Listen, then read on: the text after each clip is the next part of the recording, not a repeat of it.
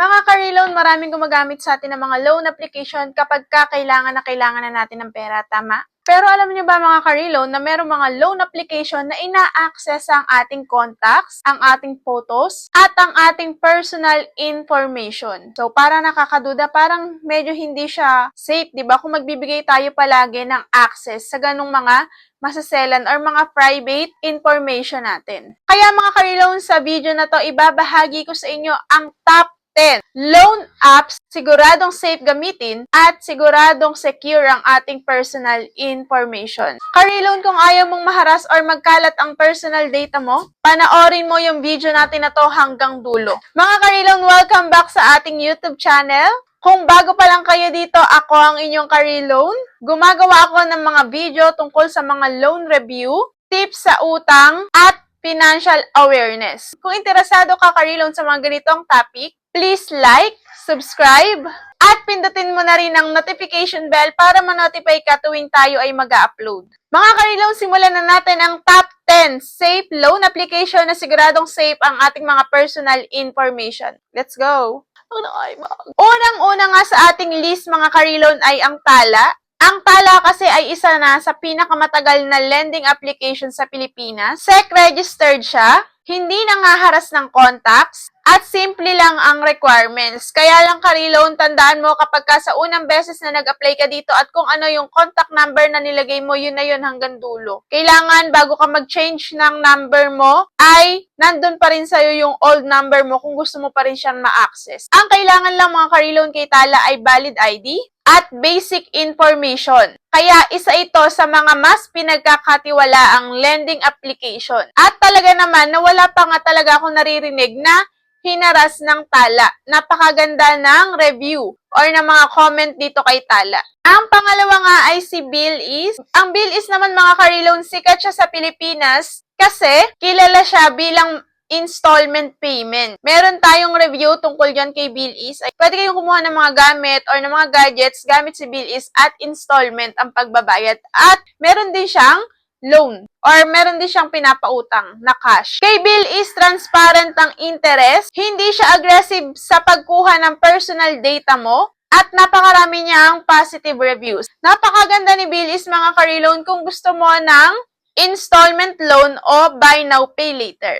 Pangatlo sa huling listahan natin mga ka-reloan ay si Casialo. Isa pa siyang kilalang loan app dito sa Pilipinas. Magaganda rin yung review ni Casialo. Partner siya ng napakaraming stores. Meron din siyang installment options. At mas maayos ang kanyang data privacy kumpara sa ibang app. Pwede kang mag-loan dito gamit ang iyong valid ID at ang iyong contact number, ka-reloan. Pangatlo naman sa listahan natin sa huli ay ang Marie Credit. Kilala ito dati sa Cbank na ngayon ay Maribank. Siya ay under or regulated ng BSP Bank, kaya siguradong safe tayo dito. Mabilis din ang approval, may malinaw na loan term at mababa ang interest. Panglima naman sa huli natin ay ang Maya Credit. Ka-reloan, kung may Maya Wallet ka, pwede kang gumamit ng Maya Credit. Kasi si Maya Credit or si Maya Wallet, e-wallet, ay galing sa isang malaking fintech company. Mas secure ang personal data mo dito at direct sa Maya Wallet mo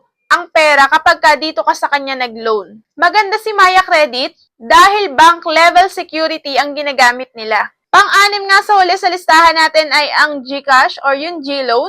Ang GCash ay merong sariling loan features na G-Loan. Super trusted e-wallet sa Pilipinas. Hindi kinukuha ang contacts mo. Safe ang data dahil regulated company. Pero, ka-reloan, kailangan mong maging active GCash user para ma-approve ka dito kay G-Loan. And paiba-iba nga yung kanyang offer na amount. At pang-pito nga sa huli sa ating list ay si Home Credit. Ayan mga ka-reloan, meron pa bang hindi nakakaalam kay Home Credit dyan? Ngayon ay meron ng online transaction si Home Credit at marami rin siyang features na inaalok sa atin.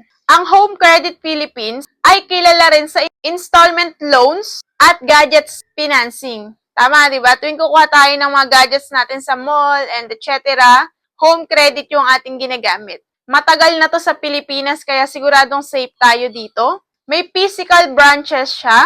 mas regulated kaysa karamihan ng online lending apps. Pangwalo naman mga ka-reloan sa ating list ay si Tonic. Ayan, sa mga hindi pa nakakakilala kay Tonic, ang Tonic ay isang digital bank. Isa siyang digital bank dito sa Pilipinas. BSP regulated siya kaya siguradong super safe ka din dito. Secure ang personal information mo at merong personal loan option. Dahil bank ito mga ka-reloan, mas mataas ang level ng data security mo. Actually, pang dito nga sa mga pwesto rin na to si Marie Credit dahil BSP regulated din siya. Namali ako ng list. So, yun. Maganda rin kasi mga ka-reloan talaga si Marie Bank or si Marie Credit. At pang siyam, sa listahan natin o yung pangalawa sa pinakamagandang loan application na siguradong ligtas yung ating personal information, CIMB Personal Loan. Ang CIMB Bank Philippines ay isa pang digital bank. Walang collateral,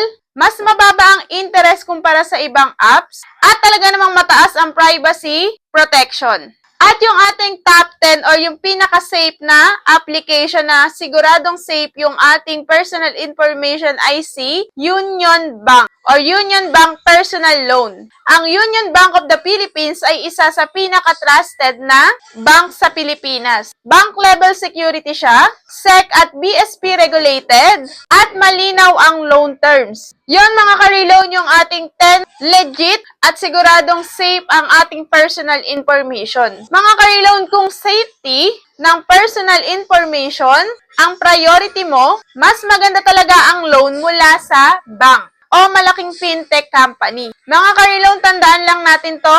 Important reminder, iwasan nyo ang loan app na nanghihingi ng access sa inyong contacts, photos, at messages. I-check nyo palagi kung SEC registered ang lending company na uutangan ninyo. Basahin palagi ang interest at fees bago kayo mag-loan dito. Mga ka-reloan, laging tandaan na hindi lahat ng loan app ay safe. Kaya mag-research muna bago umutang or manood ng mga review kagaya ng ginagawa natin. Mga ka-reloan, yun ang ating top 10 loan apps na mas safe ang ating personal information. Mga ka-reloan, kung may experience kayo sa mga loan app na ito, mag-comment kayo sa ibaba para makatulong din sa iba nating viewers. Mga ka-reloan, kung gusto nyo pa ng mga more reviews tungkol sa mga loan application, huwag kalimutang mag-like, mag-subscribe at i-share nyo na rin ang ating video. Yun lang mga ka-reloan, maraming salamat sa panonood at lagi tayong mag-ingat sa ating pangungutang or paglo-loan, lalong-lalo na sa mga